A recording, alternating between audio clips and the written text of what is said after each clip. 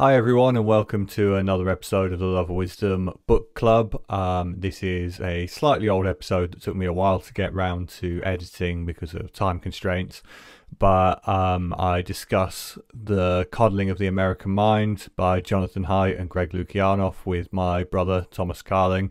And we use the book more as a sort of launch pad to roughly guide the conversation rather than delving deep into the book.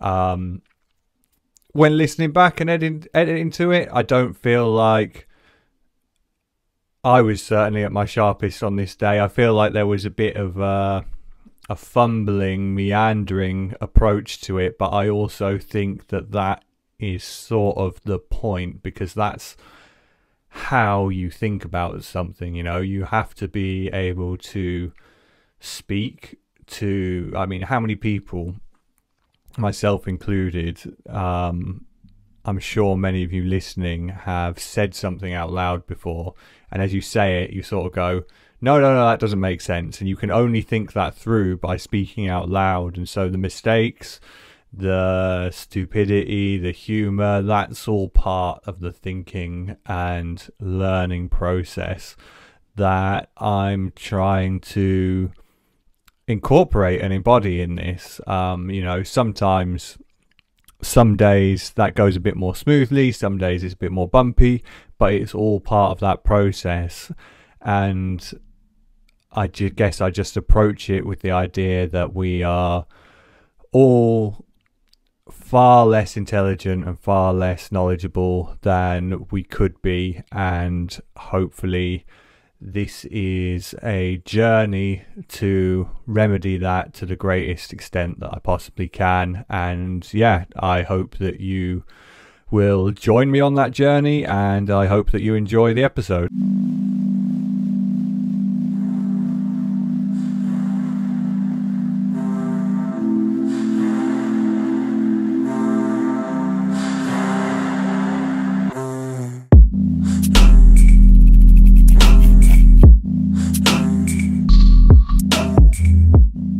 So, you, The Coddling of the American Mind, what do you expect? How recently did you read this book? A year ago. A year ago? A while ago.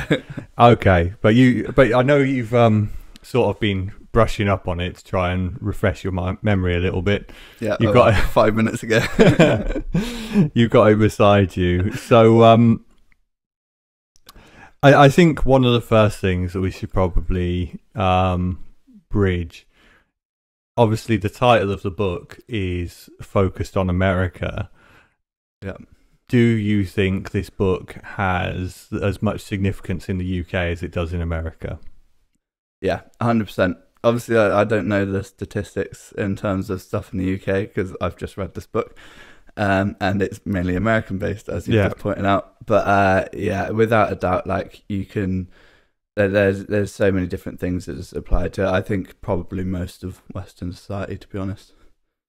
Yeah, I think England and, well, the UK and America are very close culturally in lots of regards. I tend to always think of it like whenever there is a cultural phenomenon occurring in America, I feel like we do a slightly watered down version in the UK. We never seem to go to quite the same extremes. That might be biased by my interaction with American culture being only through the media, which shows the extremities of it.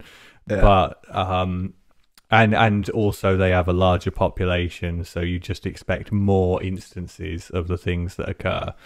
But I would say, from the insight that I have, it feels like the same things that were discussed in this book apply in the UK, but we just haven't gone quite as far down the path that they're sort of trying to warn us about, I guess. Would that be a fair way to characterize the book? That it's a warning? Yeah, definitely as a warning, but I'm not sure if we would say that the UK hasn't gone as far down that path, because there's a lot of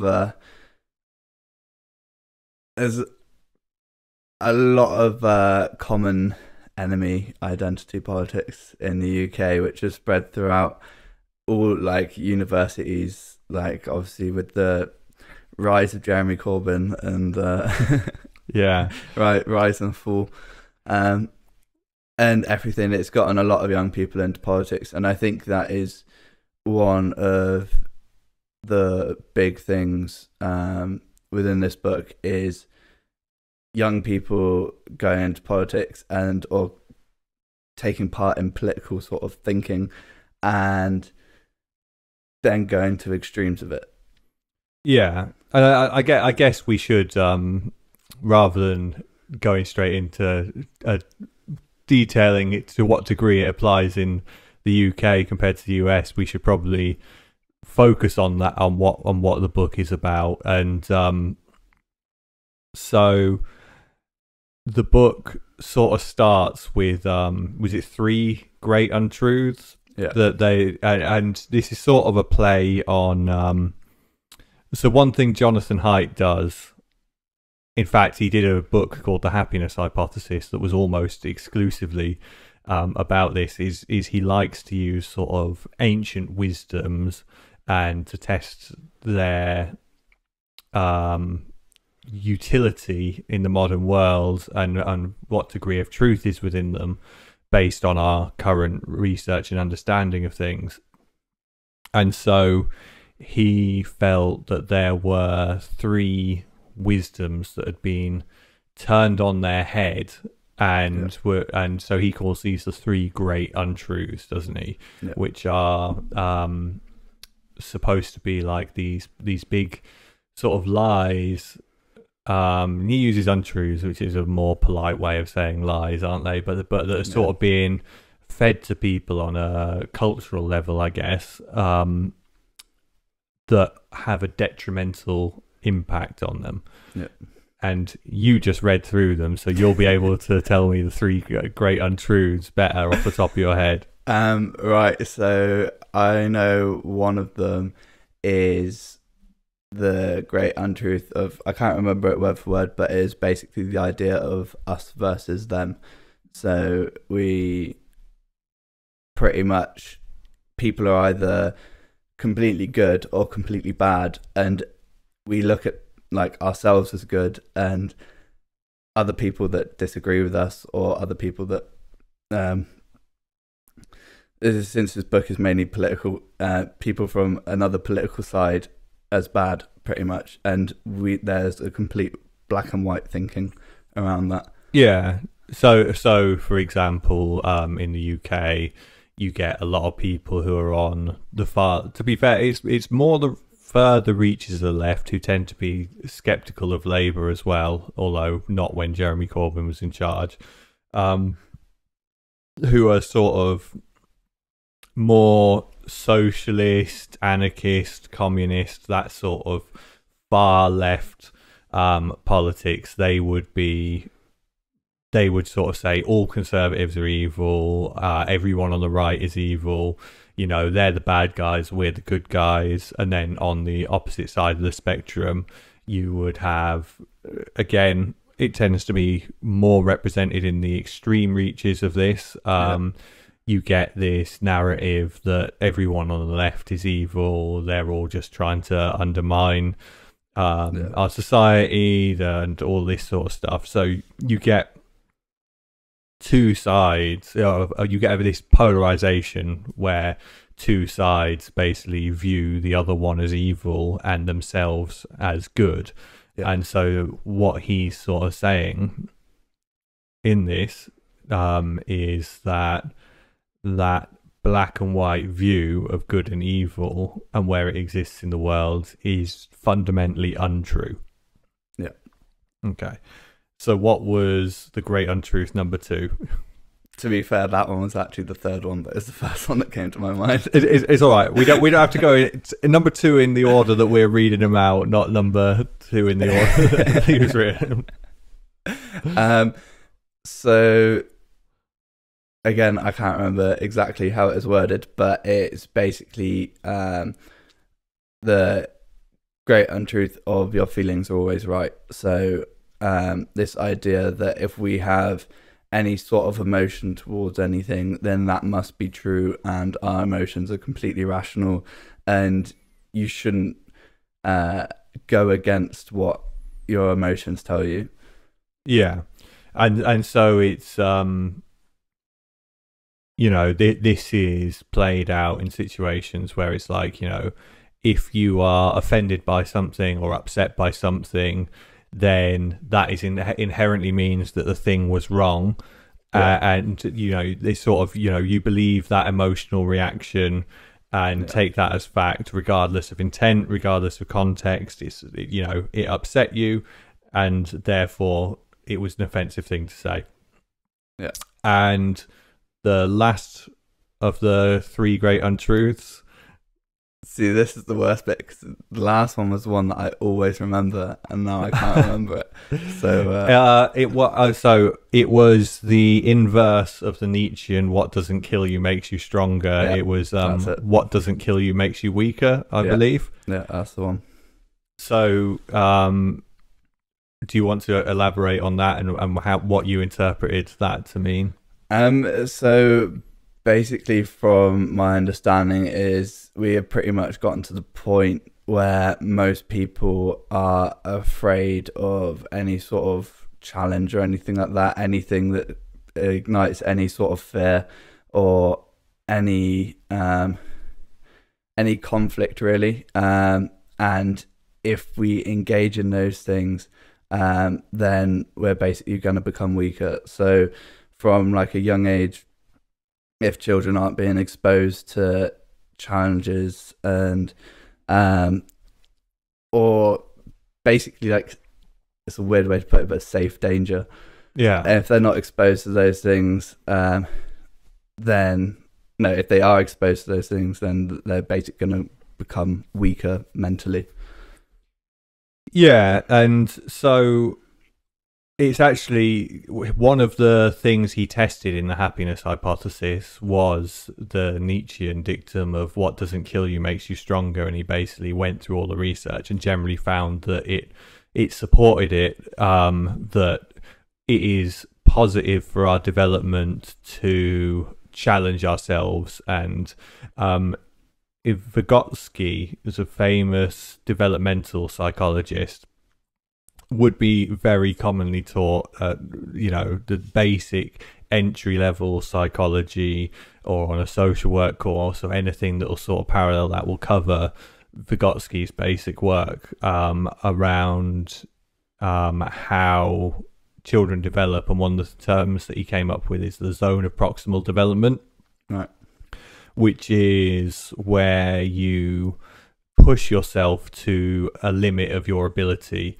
You should be at the point where you're finding it difficult to do something, the point where it is challenging for you to do it, but not going so far that it's causing you significant harm to do it. Yeah. And I think this is sort of where the two points come into one another, where there's the always trust your emotions and there's the what doesn't kill you makes you weaker. Because one of those things that you have to do is you have to be emotionally challenged if you want to grow and develop, and by not doing that you will stunt your own development effectively, because you're not going to that zone of proximal development. And I don't know about you, but I can think of loads of things that I do where I can tell when I'm at the zone of proximal development and when I'm not. So for example, work, if I am because I'm training, if I go into a new environment, I'm dealing with something I haven't dealt with before, like I can feel like I can feel a little bit of a buzz, like I feel good about it. I can feel like I'm really learning something here, and I'm reflecting in the moment and trying to work it out, and all that's going on. But then if I get into somewhere where the gains become much more marginal and I'm sort of like very confident and comfortable in a situation, I can sort of feel my learning crawl to a halt, and I start to feel frustrated because I don't feel, because I enjoy that learning, I enjoy that development stage. So I get to this point where I'm like, well, I need to be doing something else. And I've had that in a lot of different situations. I don't know, have you... Do you feel like you're in tune with the zone of proximal development? Do you feel like it's something that you can relate to? I definitely have related to it before. I wouldn't say it's I wouldn't say I feel it constantly, but there's definitely been points before, especially when I started learning trading, and still now, if I'm like really cracking on with my study and I'm learning something new, I go through stages of like feeling like I've learnt a lot, and then almost stagnating, and then I'll take a break and I'll come back to it. And when I start again, I just feel like I'm learning like so much, and then it sort of stagnates again. So I'm definitely familiar with it, but I'd like to be more familiar with it, but I suppose that's not always how life works. But yeah, well, that's part of the challenge. Is so one of the things that about the zone of proximal development is that it's always moving. You say you start learning a language, just to give a really sort of straightforward example. When you start learning a language, if you just sort of go to that place and you try and have a conversation, you're well outside your zone of proximal development, because you don't have enough of the building blocks of that language to just go and interact with that person. They will talk and you won't understand any of it unless you have some basic building blocks. Like, so I could go to France and I recognize that I did French in school, so I have a little bit of French, and I recognize some of the words because of their similarity to English, because of the influence that the romantic languages had on English. So I can have those, like, I can try and blag my way through a conversation, and I can feel that I am learning something from doing that. But it's if I speak to someone, say a Polish person, for example, and they speak to me in Polish, there's no sounds I recognize, there's no basic structure I can identify, and it may as well be white noise for all the sense that I can make out of it. So that's outside of the zone of proximal development. But with English, if I went into a secondary school English class, I would be sat there going, well, this is far too easy, and so I would be outside of the zone of proximal development on the other way. When I was 13 years old and I sat in that class, that might have been the perfect point for me to be with my grasp of English. So that would have been, and to go to the places I do now and have the conversations I do now, I would have been out of my depth. And so it moves as you progress and as you develop. But the only way you progress and develop is by challenging yourself.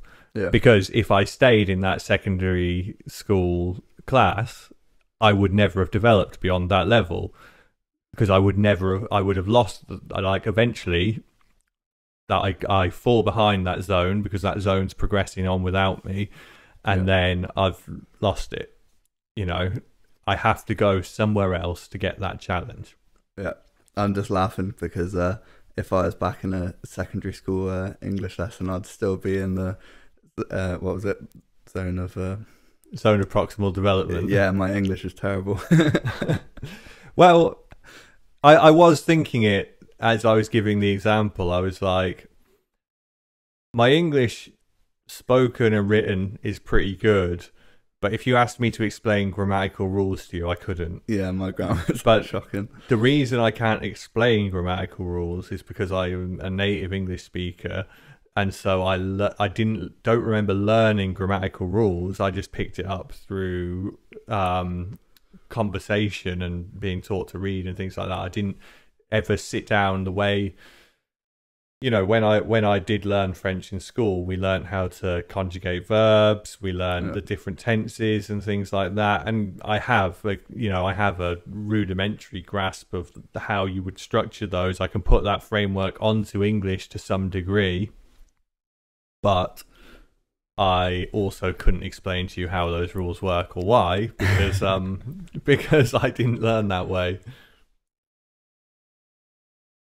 So That was a little bit of a tangent off onto explaining the zone of proximal development, but this is basically coming back to the rule of the great untruth of what doesn't kill you makes you weaker, and actually the inverse is true, because you need those challenges. And so, can you think of an example of how this is playing out in society, in the culture? Like, can you think of an example of anything where people are trying to protect themselves from those challenges?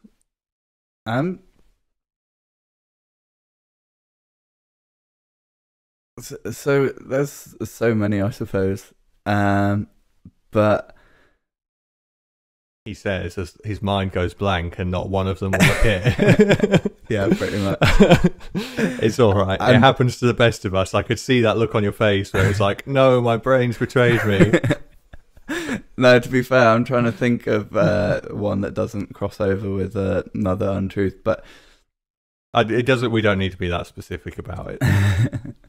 But yeah, I suppose that a lot of people just, this is going to sound so vague now, but a lot of people just like avoid everything. Like, it's gotten to a point now where people sort of, I don't know, from my experience, and I'm sorry to any of my friends listening to this, but there's so many people who just don't, they're so scared of what might happen if they push themselves to progress and really challenge themselves in terms of like work or academics and stuff like that. Like, that they just end up staying in the same place, and that kind of relates back to what we were speaking in the previous podcast with the I forgot the name of the book now.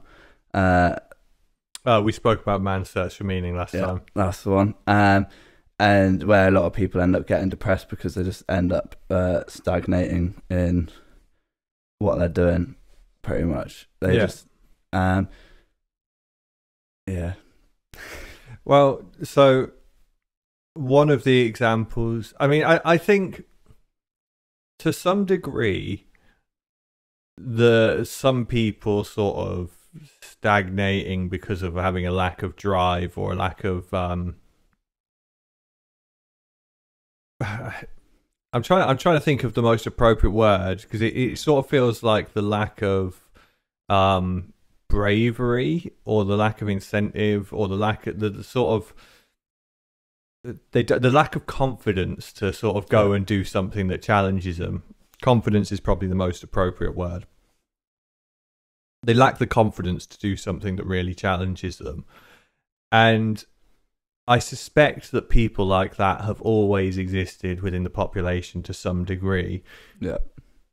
But I feel like at different times, at different points in time, there's been different cultural forces either encouraging people to push themselves harder and to try and do more, or to not do so. And I still think that the majority culture within the UK is based around ambition, and you can do something if you sort of work for it, push yourself, train yourself.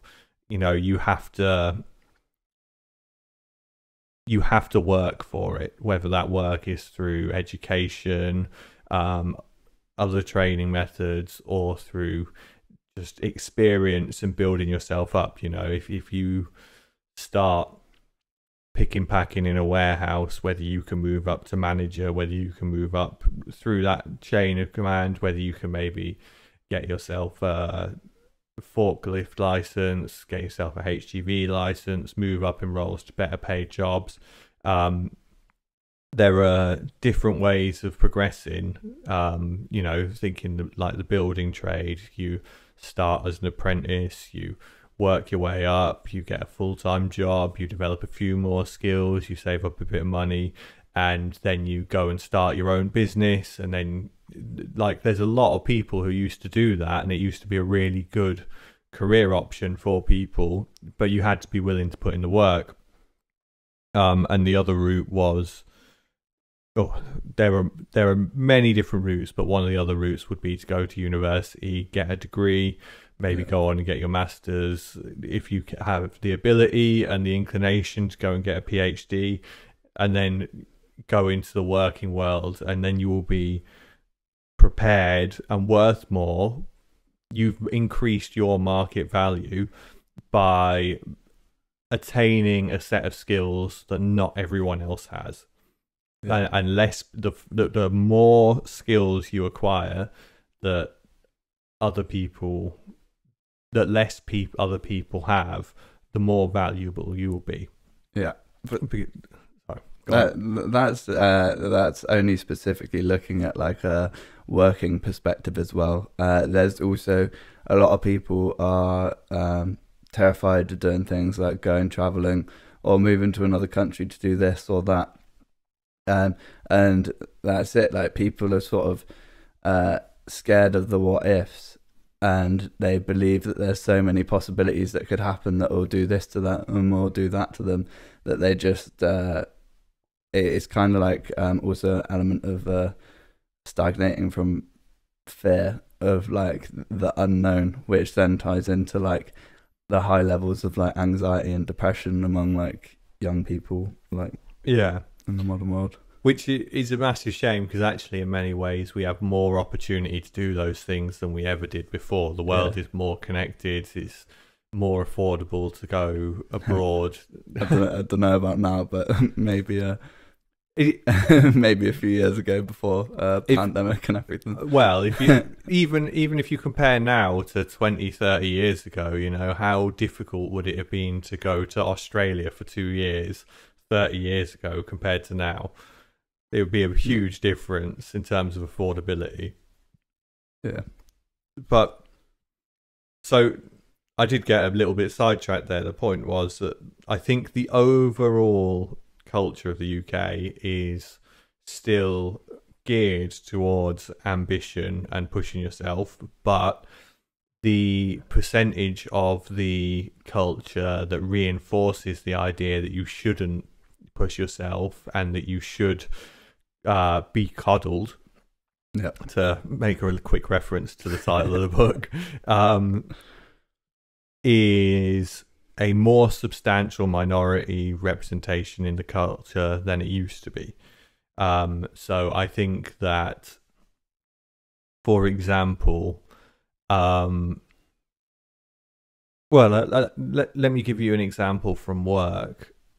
So as a social worker, we would deal with situations around risk to children and so on and so forth. And actually, statistically, children have never been safer than they ever have before. And but people are more concerned about the risks that are posed to them. And I think part of this, as with many things, is probably down to the new media landscape, particularly in terms of social media. Yeah. And to me, I think there's an evolutionary mismatch with our psychological faculty and social media, because basically I can think of a number of different situations. I've talked about this a number of times with people.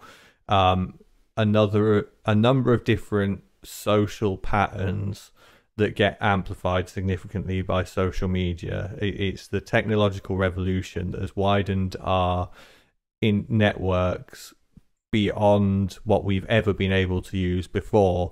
And so now, if you think back to 30, 40 years ago, the vast majority, before mobile phones, before laptops, before broadband internet, it would have been any risks that happened to children. So say if there was an incident of kidnapping, or there was some issue with a child being abused or something like that, you might hear about it, but you would hear about it very, very rarely. Yeah. because you would only hear about it within a very small section of the world, because it would have to be within a certain radius of you realistically, and occasionally there would be something so big that it would make the national news. Yeah. Now, if a child gets abused pretty much anywhere in the world, then you will hear about it, and you will hear about it continuously, because social media will, this has happened here, this has happened there, this has happened here. So suddenly you're trying to psychologically process everything dangerous that's happening everywhere in the world, more or less, if you so choose. But you have to take significant measures to protect yourself from that, because if you don't carefully cultivate your social media networks, then that stuff will be there.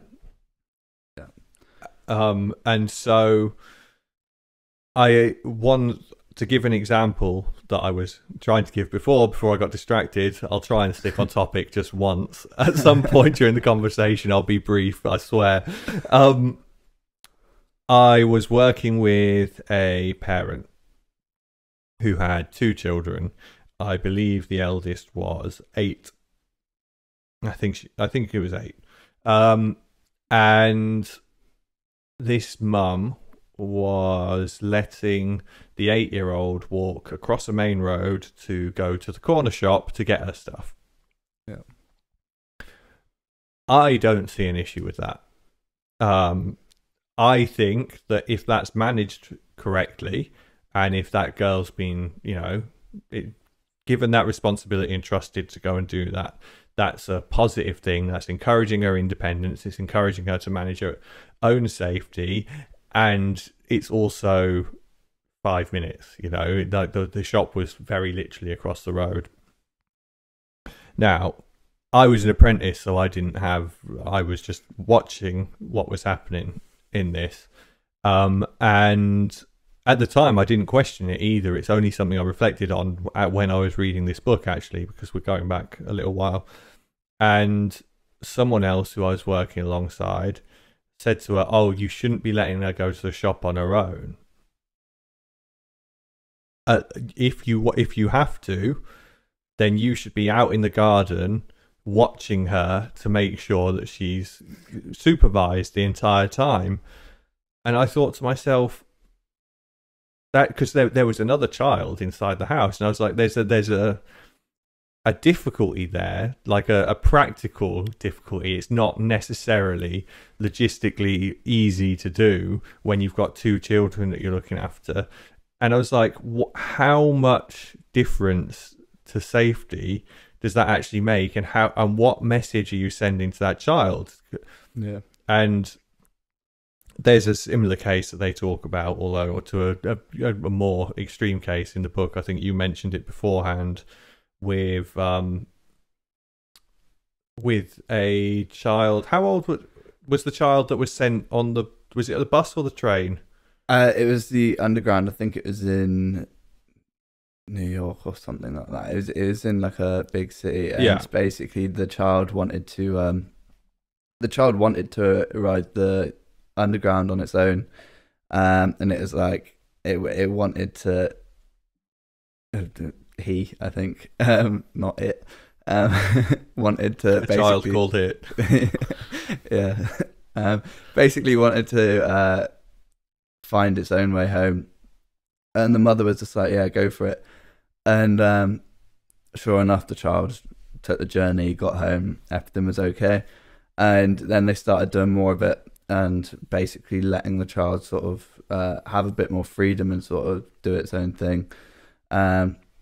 And then as soon as she sort of came out about this, and I can't remember the name of what she called it, but she basically branded it like a certain type of parenting. Yeah. And she ended up getting labelled as like one of the worst parents ever in like America, and got absolutely attacked by everyone and anyone because it was dangerous. If I remember rightly, she had social services called on her, Yeah, and then and I can't remember how far it went, but I remember there was some issues, and I think she had to explain what she was doing and so on, and that she got a lot of negative media attention for doing this.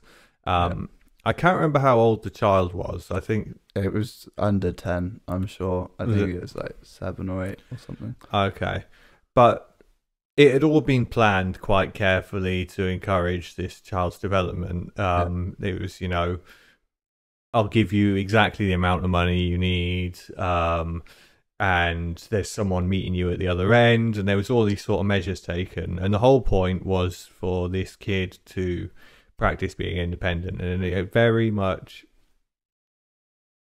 it has so many parallels with what I was encountering that day at work. And I think to some degree I can see how this natural progression happens, where we're like, because as we try and improve as a civilization and as a society, we're always looking for where we can do better. We want to extend the life expectancy. We want to see how we can avoid people suffering. We want to see all these different things. So we're like, if there's anywhere where we can reduce risk even slightly, then we sort of look at that. And I can see how people get stuck into that, but it mitigates, it denies us the challenge and the level of risk that we actually need, because a bit of risk is good for our development, as we were sort of saying earlier.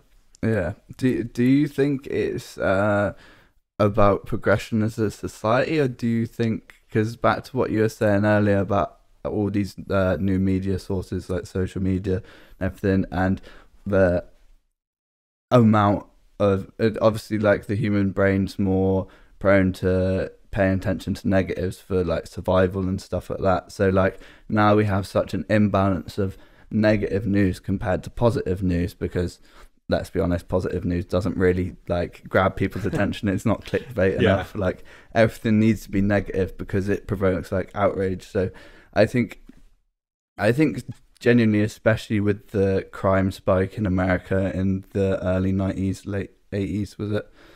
I can't remember, but yeah, there's a massive crime spike, and that provoked a lot of fear, and apparently that fear stayed for a significant amount of time after that.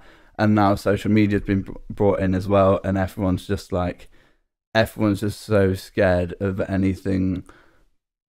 Obviously a lot of things are tragic. There's a lot of like bad stuff that happens in the world, but if you look at like how many people it happened to compared to how many people there are, it's like quite a small amount in terms of especially things like child snatching and things like that. So yeah, I do you not think that it's a lot more fear-based, and as a society, both America, probably globally to be honest, but obviously the book's specifically talking about America, we're just incredibly fearful, and especially with that connection that we have with children, and how you don't want your child, anything bad to happen to your child. So things with bad negative news reports around like children and like kidnapping and stuff like that, is going to have a lot like stronger grip on you. So I think that's going to be very instilled in mothers every time they see like this has happened to this child or this has happened to that. Yeah, and I guess when I said progression as a society, I didn't mean to say, I wasn't thinking of it as actually being a progression inherently, but what I meant is more that one of the things that we tend to use as a measure of the success of a society is how well it protects children and women and the sort of opportunities that people have. Like one of the measures is how much we prevent harm. Yeah. What people do consider the amount of freedom that people are given and so on, because there's always a compromise between those two things. It's like, you know, we could completely protect you from harm if we locked you in a padded cell and never let you out. But there's also the psychological and developmental harm. And this is one of the things, I think this is less obvious to people as well. So a harm such as getting kidnapped or getting run over or injuring yourself or any other sort of things that could happen, they're very visible. They're very easy to know that's harm, you know. There's no ambiguity about it, and they pop to mind very easily. What we don't see very easily is the impact of children being wrapped in cotton wool. Yep. So one of the things that has happened, and I've heard a number of psychologists speak to something similar with this, is we're finding that children are living with their parents a lot longer. They are suffering from anxiety and depression at higher levels. There are generally a number of issues that are related to this sort of coddling effect, because people aren't maturing at the same rate because they're being overprotected and they are not being exposed to risks and learning that independence, learning to deal with them but on their own. And so, there are multiple potential contributors to that as well, because I've heard it referred to in evolutionary terms as the long life strategy, which is basically because if you think about the life expectancy for human beings back in the 1900s, the global averages was global average was 50 years old, I think, in 1900s. Thereabouts. And now the global average is something like 80. Yeah. So, oh no, I've got that completely wrong. The global average was 32, I think. It would, because Do you mean the 19th century? 1900, yeah. 1900, the global average life expectancy was 32. I don't know where I got 50 from. I know where I got 50 from. I'm thinking of a completely different statistic that's to do with energy for some reason. Right. But so in 1900, the global life expectancy was 32 years old. 1900? Yeah. 122 years ago.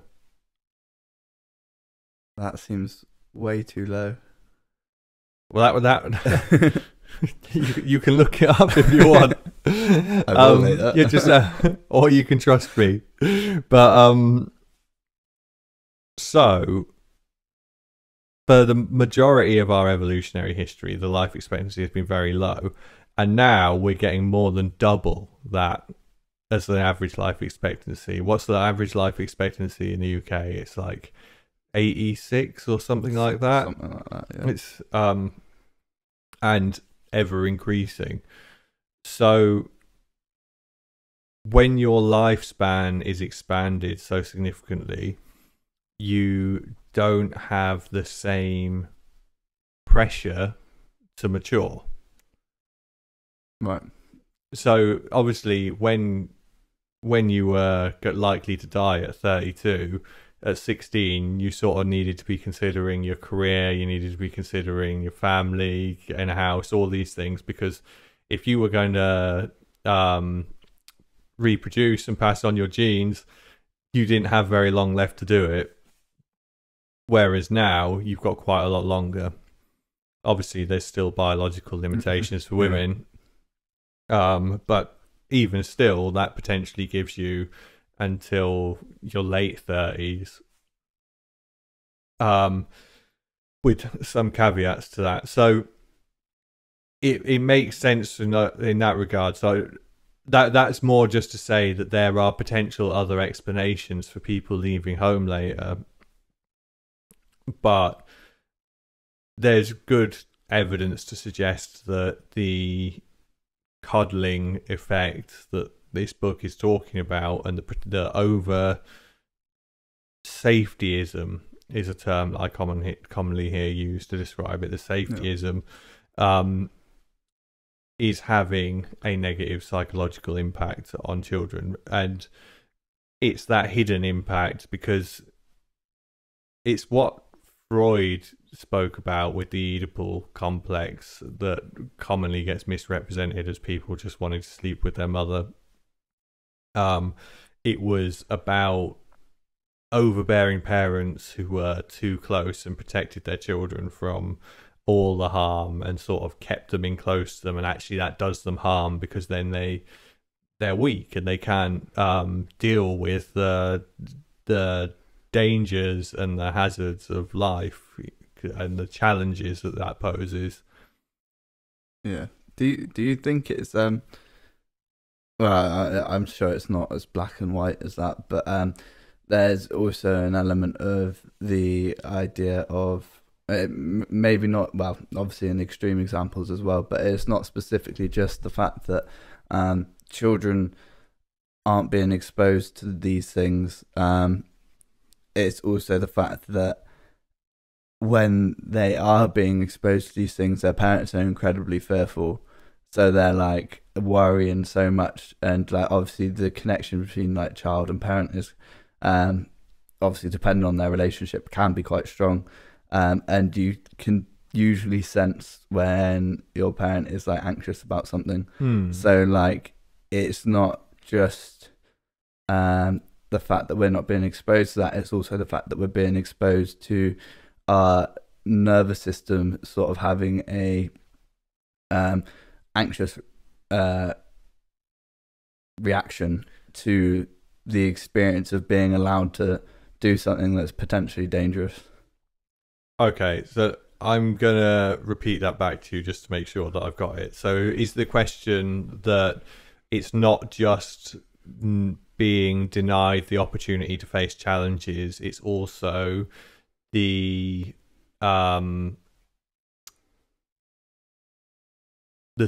anxiety of parents around those risks that we're not being allowed to face, having a knock-on effect because the children are also not just denied the opportunity to develop by facing the risks, but they're also exposed to that parental anxiety. Yeah. Is that what you're saying? Yeah. So basically, as a personal example, you know how anxious mum is. Yeah. She's a very anxious woman, and I remember being in cars with her and her being like really anxious about driving and stuff like that. And then when I know it's fairly standard for like a new driver to be anxious about learning to drive, but it took me quite a while. Like I didn't even want to take lessons without basically driving a car with someone I knew first, because I didn't want to. I was like anxious about driving with an instructor that I didn't know, and I was like really fearful of that. And one of the things that stuck with me even as I got more confident in driving is not wanting to drive new places that I didn't know. And as I spoke more with mum about that is one of her like main fears with driving, is she doesn't want to drive somewhere that she doesn't know because she doesn't know what's going to happen. And I know there's like a element of my own anxiety in there, but like I feel there's a possibility that seeing mum really anxious about doing certain things herself had a knock-on effect to how I felt about those things when I came to do them. Yeah, I mean, it's always there are many different things that could contribute to that, and so it's not easy to just say it's definitely this thing. Yeah. But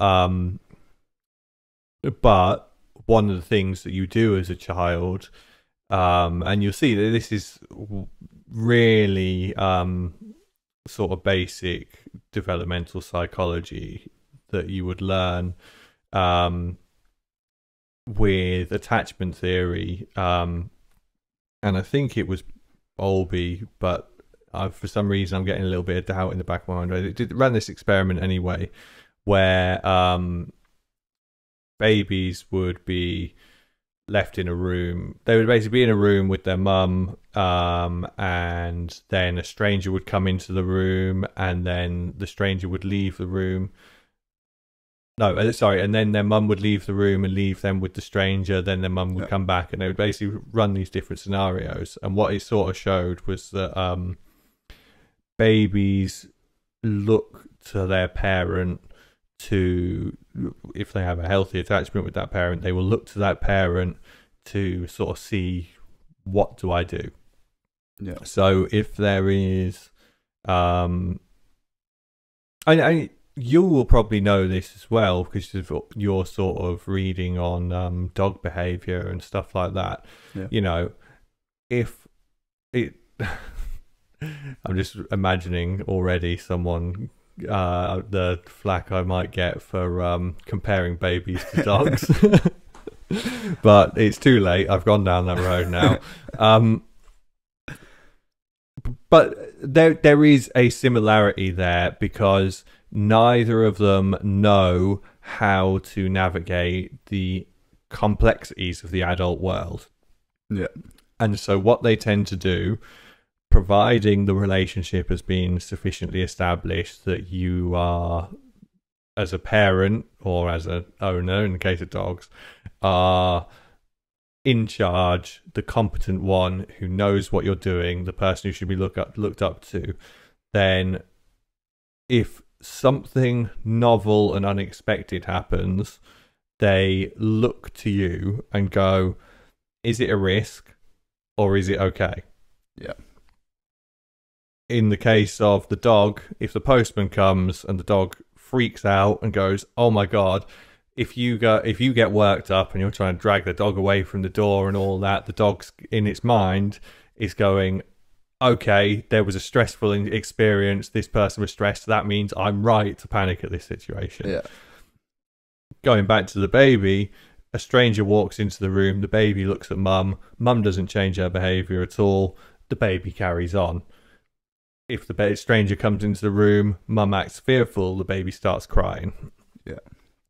So there is that element to it where we look to our parents for guidance. There's a lot of debate about what degree that happens to and for how long. So a lot of children's personality development comes from their peers, a lot more than from their. So if you look at twin studies around personality, they tend to indicate that around that shared environment, which would be home, parents, and so on, accounts for about 0 to 10% of personality differences, whereas unique environment, which is your peer group, anything you do outside of the home that would be done separately by two different siblings, not necessarily, but generally it would be classed as unique environment. No. Accounts for about 50%. So, and genes account for the rest, so 40 to 50%. So there's different angles that we could take at where that anxiety comes from. There's a chance it's a heritable thing, that you inherited the anxiety and that manifested itself in relation to the cars. Yeah, definitely a possibility. It's highly possible. There is a chance that it was a reinforced, a learned sort of association from looking to mum for guidance and seeing her panic in the car, reinforcing the idea in your mind, car equals panic. And then there's also the potential that something in your life has triggered that anxiety that has nothing to do with home. So also definitely, I definitely think it's a mixture of. Yeah, it's never black and white, really, is it? So no, and realistically, if it is one of those things specifically, we're never going to know for certain it's one of those things specifically, because we can't analyze things in that amount of detail with any degree of certainty. Yeah. But there are sort of potential different routes that could have taken. But let's look at a counterfactual. So what would have happened if you had, instead of being exposed to anxiety around the car, even if you had inherited some anxiety or made your own choices that had led to an increased level of anxiety, what's the best way to address anxiety? And the best way, and this has been found in multiple different fields of psychotherapy and psychology, the best way to deal with fears and anxieties is usually to to confront voluntarily. You have to be willing to do it, because obviously if someone just sticks you in that situation, it's a bit different. But to confront the thing that's causing you that fear and anxiety, it's, you know, whether you use it in like exposure therapy, for example, is like a real common thing. I've had to use that with people before who suffer from obsessive compulsive disorder. That's something that I've had to use before. Whether it's sort of come from, there's loads of different sort of settings that this has come from, and it probably isn't all that beneficial for me to go into them. But exposure therapy would be the most common sort of terminology used for it in the pop psychology sphere, if you know what I mean. So say that rather than being allowed, you know, having your anxiety reinforced, there was a gradual build up of being like, your anxiety is unreached. So it's the CBT thing, and that'll be a useful way to lead back to the book. But it's sort of like CBT is like, you have cognitive distortions that teach you that things are bad. So that, you know, your anxiety would be, your anxiety would tell you something like this, like, you don't usually drive, something bad could happen when you're driving, and it would keep on getting worse, and you would go, and then it goes from, okay, there's a potential that something could go wrong. So let's say a normal, or normal is definitely the wrong word to use, because there's nothing normal in evolutionary history about driving a car. Like, we're definitely not equipped for that. Like, driving around at 60 miles an hour in a big chunk of metal and glass with very little to protect you, that is not normal by any means.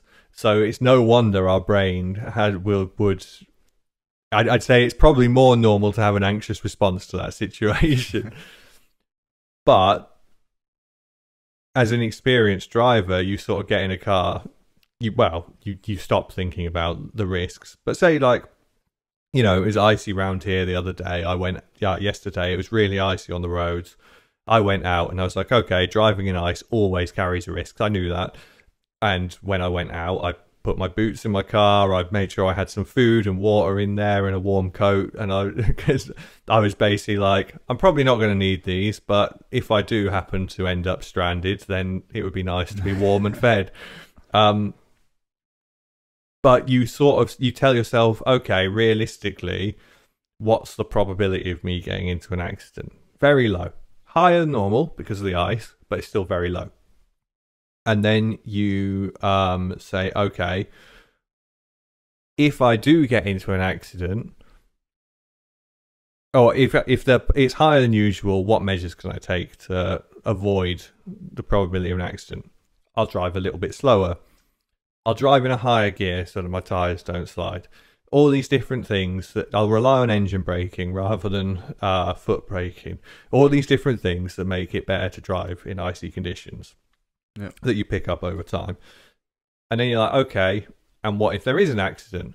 Well, the chances are if something goes wrong, I've been driving for long enough that I'll manage this. And these are not delusional, optimistic statements. These are just rational readings of the situation. I at no point have I said there's no risk. At no point have I said it'll be fine no matter what. I've gone, okay, there's a chance. How realistic is it? And how can I manage it? The anxious brain goes, this is dangerous. This is very dangerous. Not only is there a chance you could get into an accident, you're probably going to get into an accident. And there's no way you're going to be able to deal with it. It will definitely be outside of your limit. And this is what the anxious brain says. So, the CBT method is to recognize those cognitive distortions and change the thought patterns. So, you hear your brain going, I'm probably going to get into an accident, and you have to slow it down. You go, no, I'm probably not going to get into an accident. And the best way to do that is to drive repeatedly and not get into an accident. And if you keep driving and not getting into an accident, and you know, that might be you drive as a passenger, you know, you're a passenger in a car, and so that person doesn't get into an accident. You've just had a positive reinforcement that being in a car does not lead to accidents. Then maybe if you're exceptionally anxious, maybe you drive for a little bit at the beginning, then you stop, someone else takes over, you go on a long drive, you come back, you drive a little bit at the end. You've started and finished the journey in the car, and you haven't had an accident. So all this is doing is in your mind is going, okay, actually, I'm driving and an accident's not happening, and you know, maybe you have to do this 5 times, building up slightly. Maybe you have to do it 100 times, building up in really small steps. It's very difficult to say exactly what's right because everyone's slightly different, everyone's circumstance is slightly different. But the point is, you are trying to intercept those cognitive distortions and trying to balance them out with a more objective reading of the situation rather than the anxious, distorted version that your brain is trying to tell you. You're basically just rationalizing with yourself and trying to see it in a more accurate light than, well, what the anxious brain's telling you, pretty much. Yeah. And when CBT has been effective, it's not that you no longer experience anxiety. It's that you have the conversation that you would have with a psychotherapist or whatever practitioner it is who's helped you with that CBT. You have that conversation with yourself.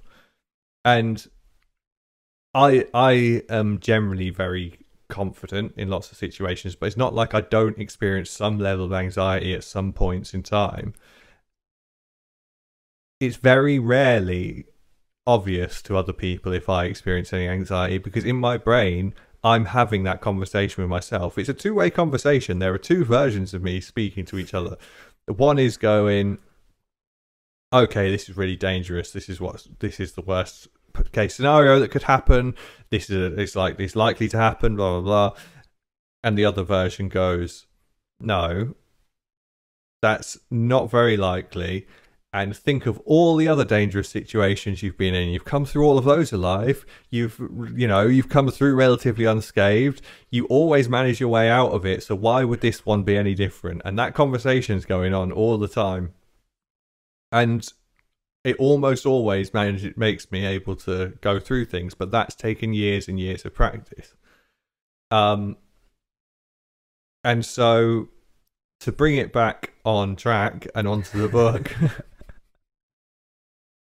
one of the key observations that this book made that I think was very, very true is that the spreading of these great untruths is the antithesis of CBT. Yeah. Because rather than telling you to recognize and manage these cognitive distortions and learn how to rationalize them and carry on through them, it's saying any discomfort, any feeling of fear, any feeling of being offended, anything that something's going wrong, any slight sign that it might be challenging, stop, don't do it. Yeah.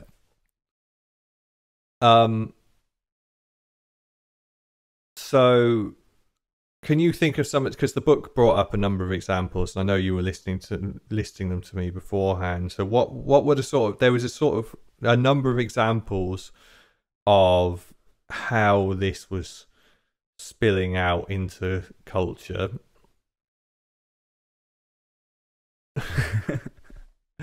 What the cognitive distortions spilling out into culture, or so sort of the I guess the results of these, or either the messaging or the impact of the messaging, if you know what I mean. If I'm being really unclear, just say. Yeah, you're being a bit unclear. Okay. So what I'm thinking of was, I think you said about like safe spaces, microaggressions, about sort of cancelled speakers, things like that. Okay, yeah. So basically all the things you just listed. Trying to give you an opportunity to talk, because I just went on for ages. But you know, if you don't want it. Yeah, so you've got it's just everywhere really, isn't it? But we'll go on the one with microaggressions, as you just mentioned. But one of the things they talk about in the book is that when microaggressions was first sort of termed and made popular, one of the things they were saying was that they don't need to have intent behind them, and microaggressions are just like very slight, sort of subtle aggression towards say someone of like another race or ethnicity or something like that. I know that race and ethnicity are almost the same, but it's complicated. Yeah. But yeah, so basically when you start telling people that there doesn't need to be intent behind it, there could be anyone saying anything, and if someone decides to take offense to it because it could be seen as microaggression to them, then it's telling someone that they're in the right to be offended by someone else's unintentional offensive thing, basically. And this I've got an example that I saw recently that isn't exactly a microaggression, but it's very much an example of someone doing something without any negative intent, and then being absolutely hammered for it. So during the World Cup press conference they're doing Brazil, this cat jumps onto the basically tabletop, and this guy's clearly very uncomfortable with handling the cat. He sort of strokes it a bit, and then he's just like, why the fuck is this cat on the table?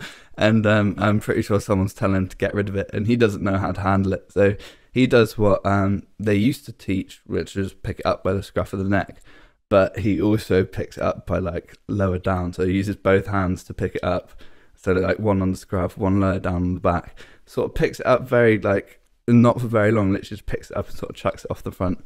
And you can tell the cat was uncomfortable. Like, anyone who knows how to handle a cat knows that is not how you handle a cat. But this guy didn't have intent to hurt the cat. He didn't mean anything bad by it or anything like that. He was merely just getting the cat off the table because they're in the middle of a press conference and it's not really the place for a cat. And everyone just like jumped on the bandwagon. Just like, this guy's like a horrible person. You shouldn't grab a cat like that. Like, and there's no intent behind it, but people seem to just like to completely forget the concept that like intent is basically the whole sort of what's the word, core of like offense. Does that make sense? Yeah. So that there's sort of two things. So my mind's going off on two different directions. The first one is that it sounds like a very clear example of sort of what you were initially describing far earlier on in the conversation of the us versus them.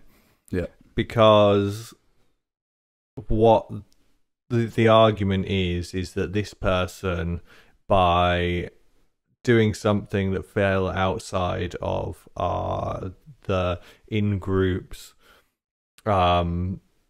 moral purity standards, he behaved in a way that's inappropriate, and therefore he signified himself as one of them. You know, he's one of the bad guys now. He's an animal abuser. He's the sort of people that we aren't. And so to me, there's several motivations for this that could come into play, or a couple at least. So one is misguided ignorance combined with groupthink. You know, you haven't necessarily thought about the situation yourself, but you're going along with the crowd because all the people that you know are going along with it. Yeah. That doesn't absolve you from any responsibility for your reaction, but it does sort of, yeah, it is a common way for people to interact with things. Another is a genuine desire to have someone to oppose. I don't think anyone, I mean, obviously I've only heard your description of it. I've not seen the situation. But from your description, I don't think anyone could reasonably look at that situation with the desire to be objective and decide this is some horrendous animal abuser. Yeah. But if you want an excuse to be angry at someone, then you can see that you can use that as an excuse. Sometimes it's nice to have a a target for your hatred, for your anger. Maybe it means you're not dealing with other problems in your life, and this gives you an excuse to focus on this thing. You know, this is the bad. It draws the attention away from you. You don't have to look inwards if you've got an externalized enemy. Whether this is the same point or not, I need some consideration to give some consideration. I think that there is an important distinction between them, but basically the other motivation could be that it's an easy route to unearned virtue. So you getting outraged has nothing to do with what that person has done necessarily, but what you are saying is you're a person of higher moral standing. Yeah. And you are trying to make that known to other people by expressing this distaste for this act. So the important distinction between them is whether it's about externalizing evil by focusing on this individual, or whether you are looking for an easy route to self-aggrandizement. But it is just that us versus them thinking. And part of the reason I don't think that you can objectively look at that and be outraged by the idea of it being as animal abuse is because it's unrealistic to expect everyone to know how to handle a cat. Not everyone has cats. It's also very unrealistic that anyone making that accusation hasn't at some point in their life done something equivalent or worse on a moral scale. Yeah. And it becomes, it very much falls into that Christian thing of let he who is without sin cast the first stone. The other way that I wanted to come off of that was that I saw something. I mean, I saw this ages ago, but I saw it again recently. And your end point made me think of this. It was that's it. You were talking about intent. So, and I think there's a good conversation to be had about what matters more: intent, impact, or a third factor. Or I'm just saying, like, there could be another factor that isn't either of those that could be considered. That isn't immediately obvious to me at this point in time. But so the Crown Prosecution Service, who are responsible for deciding whether something is worthy of going to court, they have a guidance for hate crimes.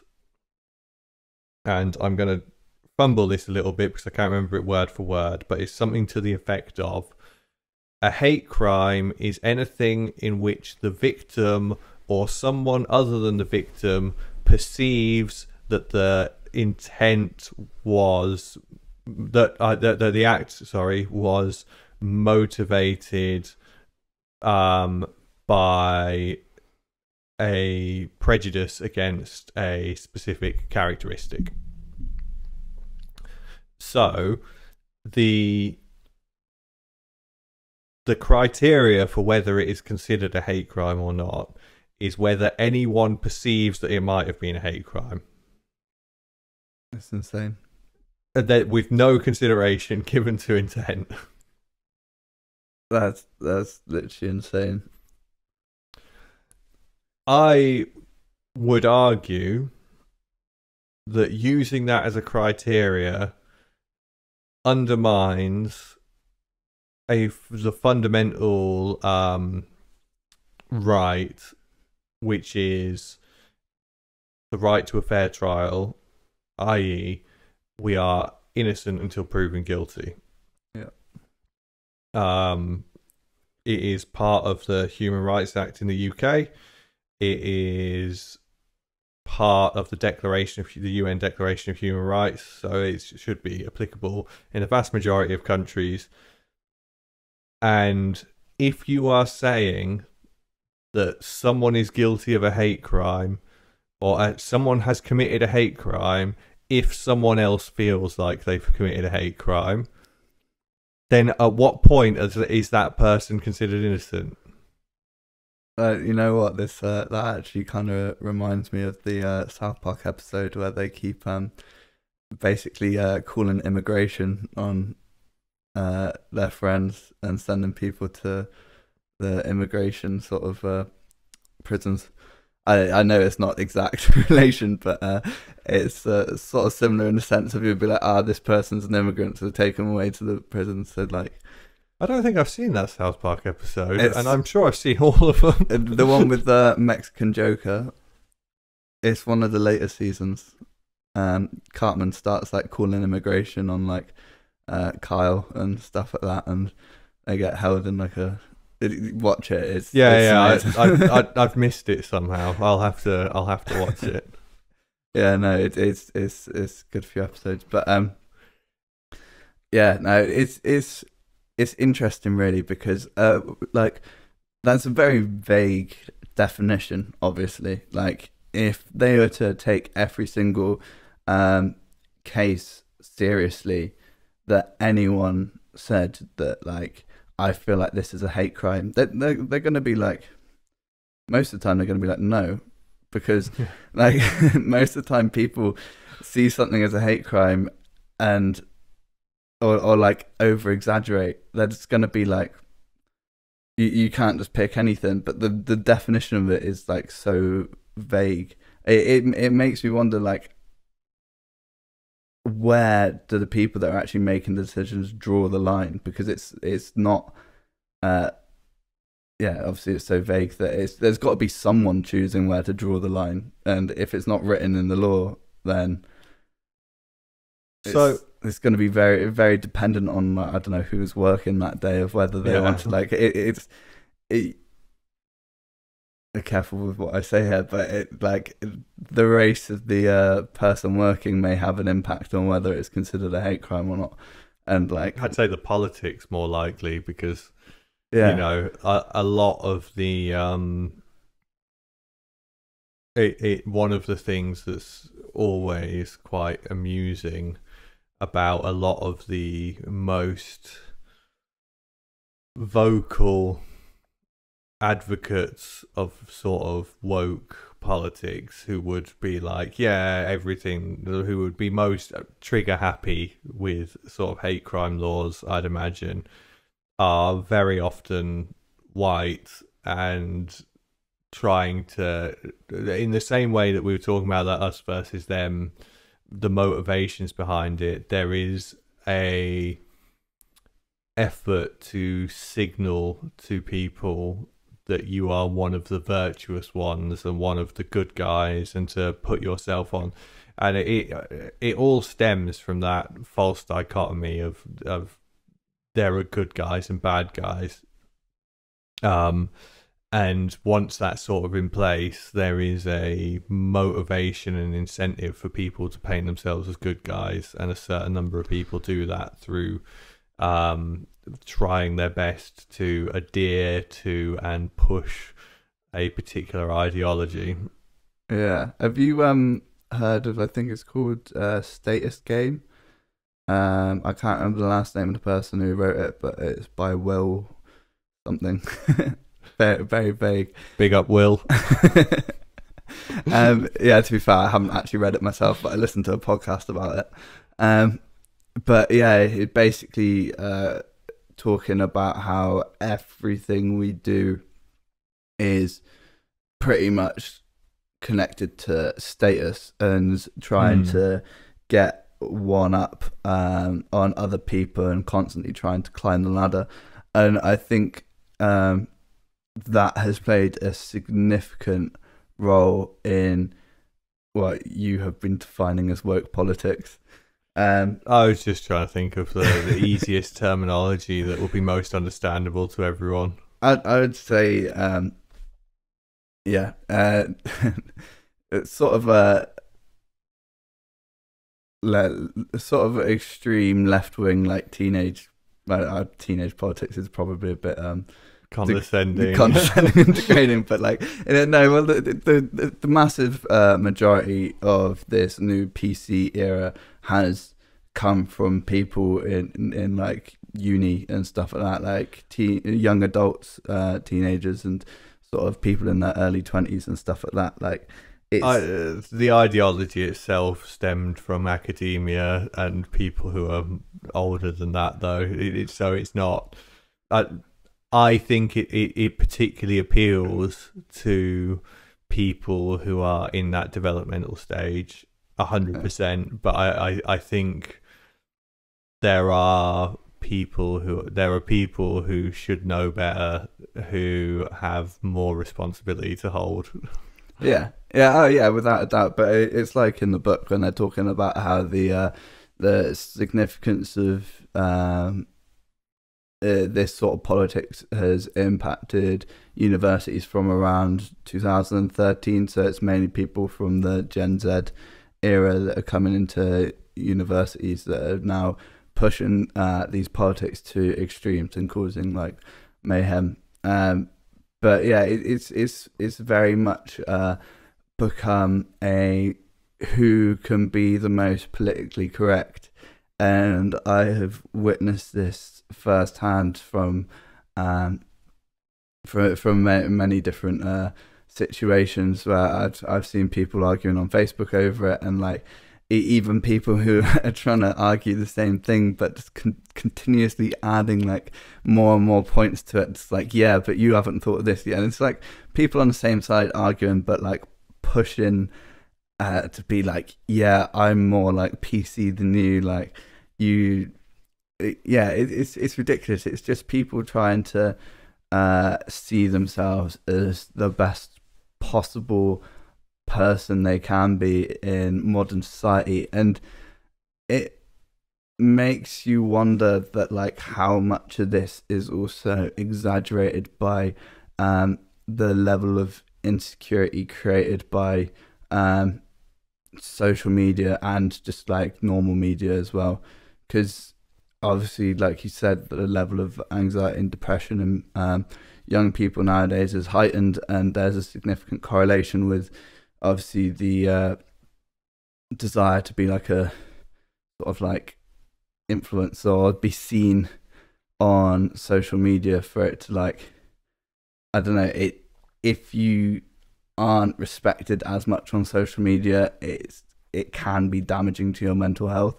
So I wonder how much of people not being seen on social media has caused them to try and like push themselves as like this extremely correct person and boost their moral status or social status.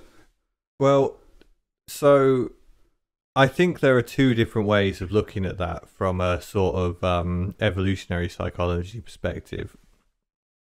So on the one hand, you have the adaptations that we evolved through natural selection to our psychology, where the whole concept of evolutionary psychology is based on the same concept of evolution, which is the sort of Richard Dawkins termed it the selfish gene, which is that a gene's key purpose is to replicate itself, to continue its bloodline, or to continue its genetic line, and so genes that are more likely to replicate will survive, and genes that are less likely to replicate won't. I find that it's very easy to misinterpret the term selfish gene, because I think that people then anthropomorphize genes and think that they have actual motivations. They don't have motivations, they have adaptations, and basically I find it more helpful to see it as a negative rather than a positive process. So when I say negative rather than positive, it's not that the gene is doing something deliberately to survive. It's that the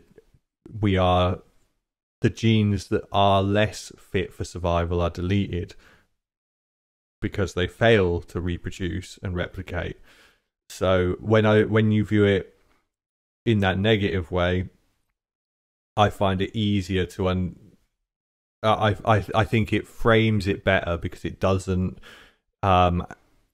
imply, it's not so easy to imply motivation on the part of the genes. But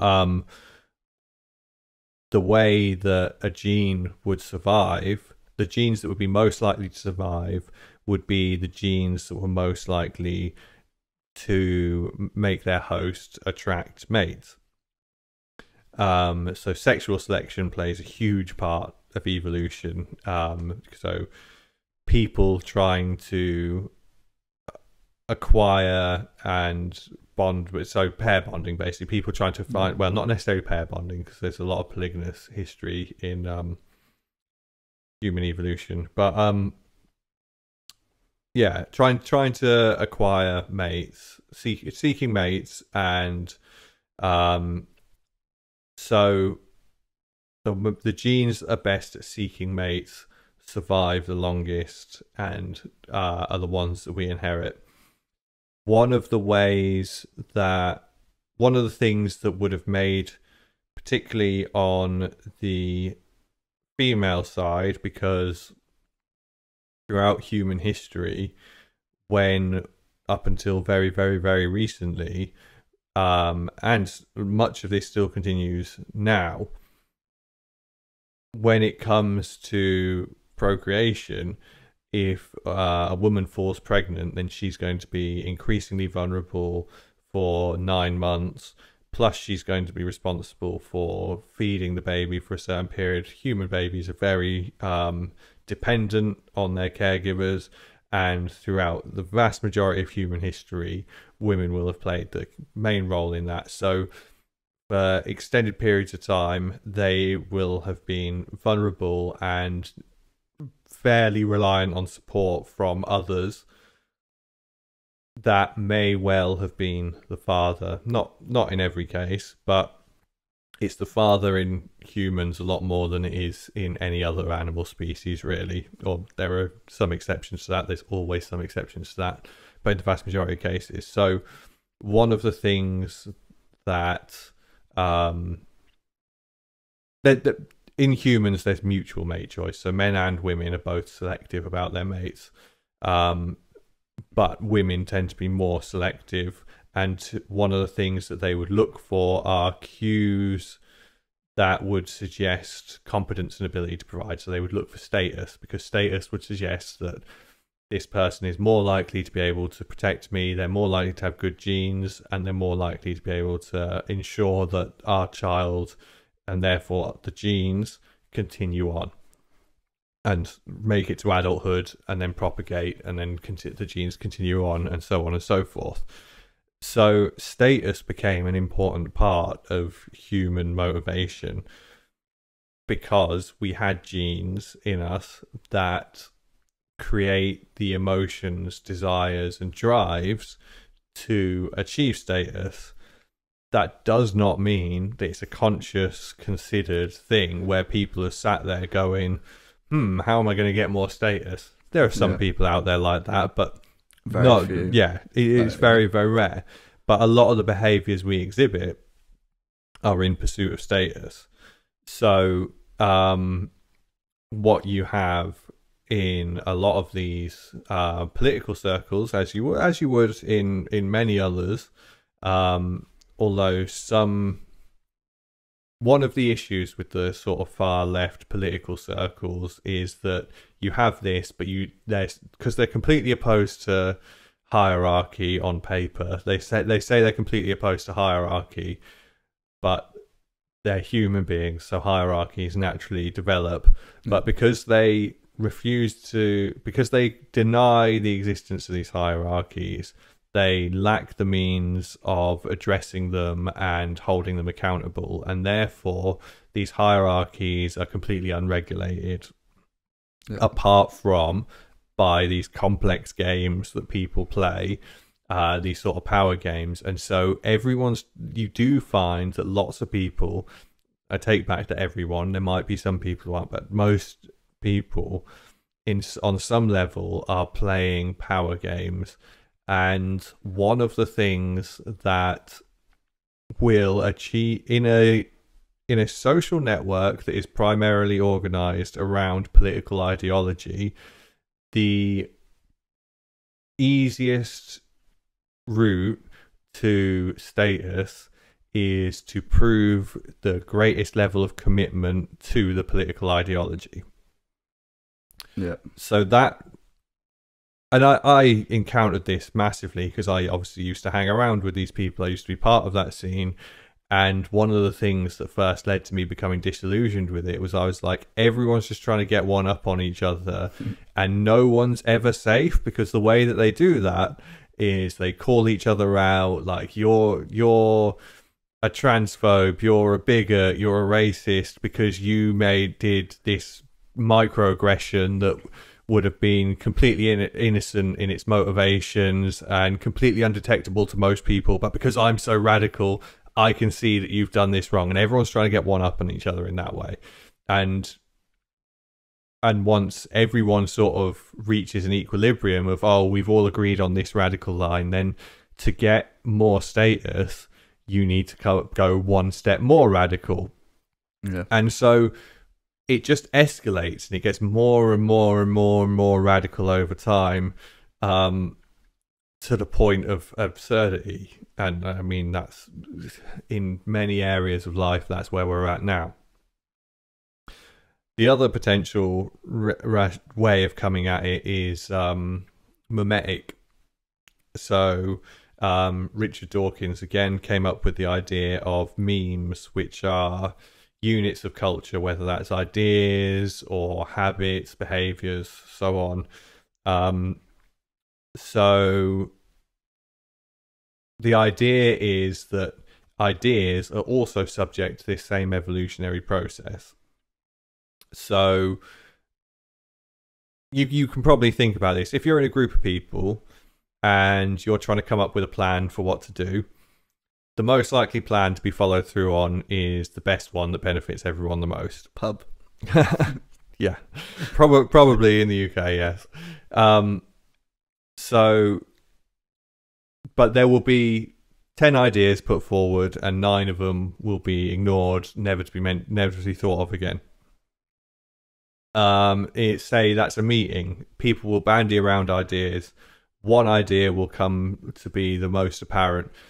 Become the most apparent best, and that will go. But it's not always the actual objective best idea that wins. It's quite often the most persuasive idea that wins.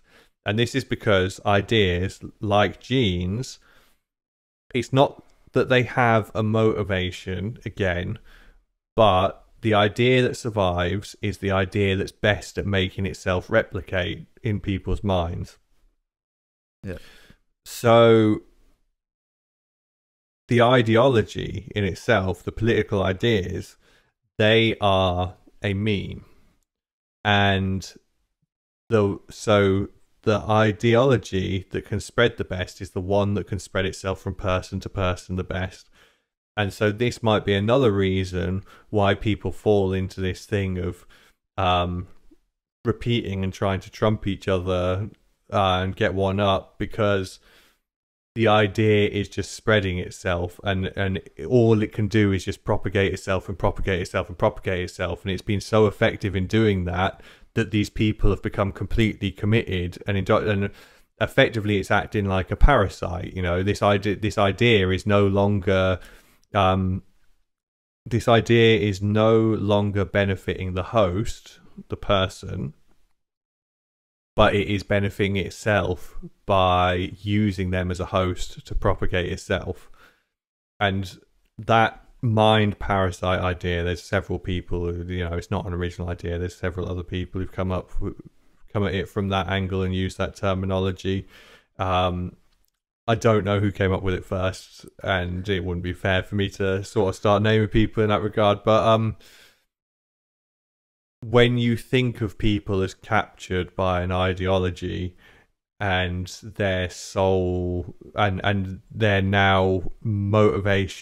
primary motivation is to propagate that ideology, that's another way of looking at it. So whether it's people competing for status, or whether it's the meme trying to propagate itself, or whether it's some combination of the two, what you have there is a sort of perfect storm. Two different angles to come at it, but both of them result in the same outcome of just this sort of spiral of constant accusation and one-upmanship. Yeah. So sorry, I did made that very I don't think I could have explained that in any shorter of a way, and it still made sense.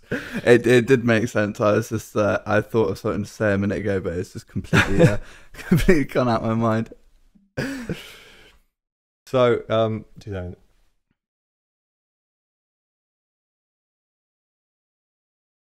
So, what were we talking about before for me to go back to that? We were talking about us versus them and the yeah, we got into the us versus them bit, but what I wanted to go back to was the innocence versus intent versus consequence. Right. So you were saying that you think intent is 100% of the matter. Am I right? I wouldn't say it's 100%, but I think there's definitely like it needs to be a significant consideration, like, because obviously people can claim that they didn't intend to be offensive when they're being fucking completely offensive. Like, if you're being outright racist and you're just like, oh, I didn't intend it in a bad way, then like it's sort of yeah.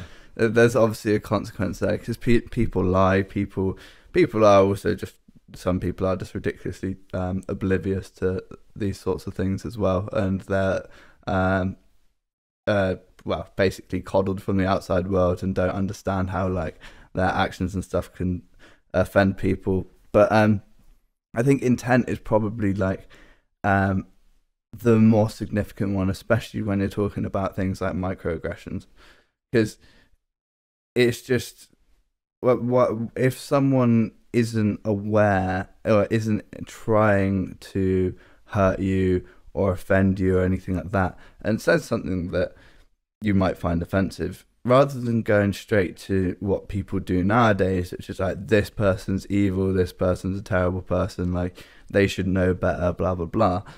It makes so much more sense to educate people, because if we don't make an attempt to like actually educate people on areas where they may not have considered that this is offensive or whatever, how do we expect them to be better? Because all we're really doing is reinforcing, and maybe not in all circumstances, but in some circumstances, you're just reinforcing an us versus them mentality. Because if you say something that you don't intend to be offensive, but then this whole group of people is just like, fuck you, like, why did you say that, like, you're a fucking horrible person, then you're gonna be like, shit, I didn't mean anything by it, but now you guys are being horrible, and now like you're like the enemy to me. And this whole like blaming people for these small mistakes is just, yeah, insane. And also, like, if you look back to there's a lot of like this is a good example I saw recently, actually. There was a football player in America who just got a scholarship to basically like one of the best universities for playing American football, and he was planning to start at some point soon, and he basically, someone posted a video of him on Facebook or Instagram or something, and he was singing along to a rap song, and that rap song had the N-word in it, and then the university withdrew their scholarship, and they're just like, we're not going to associate with someone who uses the N-word. It's just a word. It's just a word. I didn't know how you felt with me saying it on here, so I wasn't going to say it. But yeah, and two, it's in a rap song. Like, there's this person doesn't want people to sing along to their songs. Like, it doesn't really make sense. And there was no intent behind it at all. He wasn't offensive. The majority of people would be like, why are they doing this? But so many people got behind that university and was just like, this is ridiculous. You can't have essentially a white kid using derogatory racist terms in it, like saying it regardless of the context. And I just felt so sorry for the kid. He apologized and everything. He's like, I shouldn't have done that, which I think was the wrong move personally, but each their own. He's probably trying to get a scholarship somewhere else. Yeah, but people apologize because they're scared of what's going to happen. I agree to apologize. I basically think apologizing, unless you genuinely believe you've done something wrong, you shouldn't apologize. No, exactly, because then what are you doing? You're reinforcing their idea that you have done something wrong. Yeah. And it's an admission of guilt. yeah, pretty much. And it's ridiculous. Like, it's just like how can you basically criticize someone for singing along to a song? There was no racial intent there, but then people are just like, and realistically, it was mainly white people just like, that's racist, and it's just like, okay, sure enough, like, you shouldn't really have to. It shouldn't just be people who are like black that get offended by someone using that term in a negative way. But since there's no intent there, like, it's just people trying to climb the hierarchy, basically. Yeah, I don't. Are you familiar with George Carlin, the comedian? No, I don't think I am. Okay, I'll have to send you some of his stuff later, but he does a really good piece on it, where he speaks about euphemistic language. There's a couple of good pieces on it, but basically, words in themselves are meaningless. Yeah, and no, like, I don't care what history a particular word has, because the issue with that word, the history of it, is nothing to do with the word. It's to do with the actions and the intent that was sort of surrounding it. And what we like to do is what's often referred to as the euphemism treadmill, where we basically continuously change terminology. It's 1 minute one thing's offensive, the next minute one thing's the right thing to say, then it's offensive. Yeah. Then the new thing becomes offensive. Then the new thing becomes offensive, and we just keep changing the language, but it doesn't change anything. No. And I wonder if anyone out there genuinely believes that banning anyone from using the N-word has actually made them less racist as a person, or if it has just slightly irritated them and they've gone, well, I'm going to go use it behind closed doors anyway, with more venom attached to it because I'm annoyed. Yeah. And obviously it's going to be a bit different for every single person, but I wonder how many people who would use it maliciously have been persuaded by being told not to say it. Yeah, it's going to be incredibly slim, because like, especially if you're using something in a malicious way, you've already set up this like difference between you and the person that you're like using it against. So if you get called out for it, all your hatred is going to do is build up, and you're going to be like, right, well, I like, you're telling me I've done something wrong, and people don't like being told that they've done something wrong, and this is it. I think I mean, I wouldn't say it's a good shift in mentality that now people are sort of feeling bad for doing something wrong rather than getting their back against the wall and clawing back. But yeah, I suppose it could be seen as somewhat of a silver lining of the rise in political correctness, I suppose. Yeah, and I guess the other thing, and it actually in many ways sort of talks to the phenomenon this book is talking about, where people are treated as fragile and therefore become more fragile. I feel like the idea that black people are so fragile that one specific word will cause is really damaging to them as individuals. It's like, I feel that's patronizing. It's condescending. It's like, you couldn't possibly hear this word, let us protect you from it. Yeah, I see what you mean, but I can't like wholeheartedly agree, because there is definitely a lot of power behind that word. I know that they people put meaning to it, but you can't deny the history that comes with it. And like, I wouldn't say people are fragile for getting upset about the word, but I do think that there's been a massive shift in how that word is used in modern times, and I think context and intent play a significant part of whether it be condescending for them to be offended by the word or not. But I definitely see what you mean. I don't know. It's difficult because I don't know how much research has been done on generational trauma or anything like that, but obviously slavery wasn't abolished like that long ago. There's a lot of significance around racism and, well, forever, really. So I'm trying to word this in a... Yeah, I don't know. I don't know. Just be clumsy with your words. It's fine.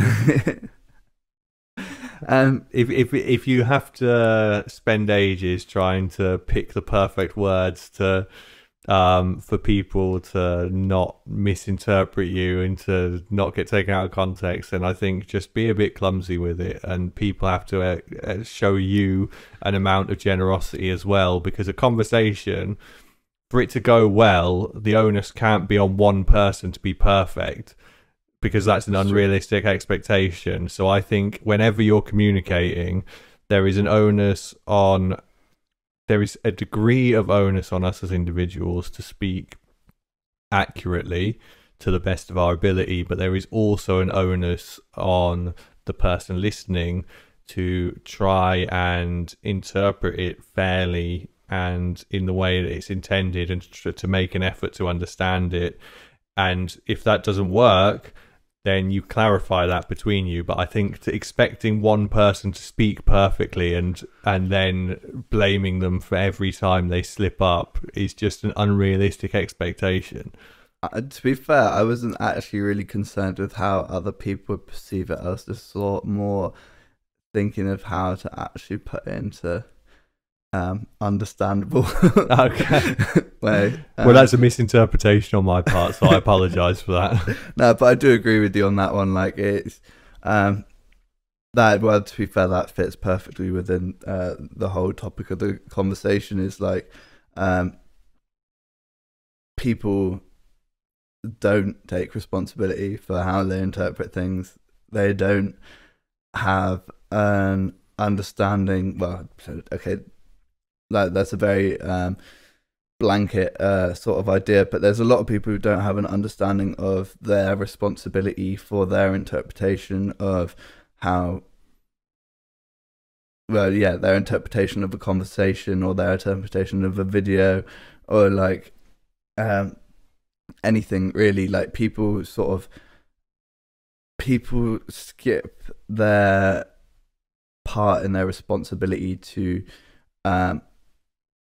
get a definite understanding of where the person was coming from and just go straight to outrage and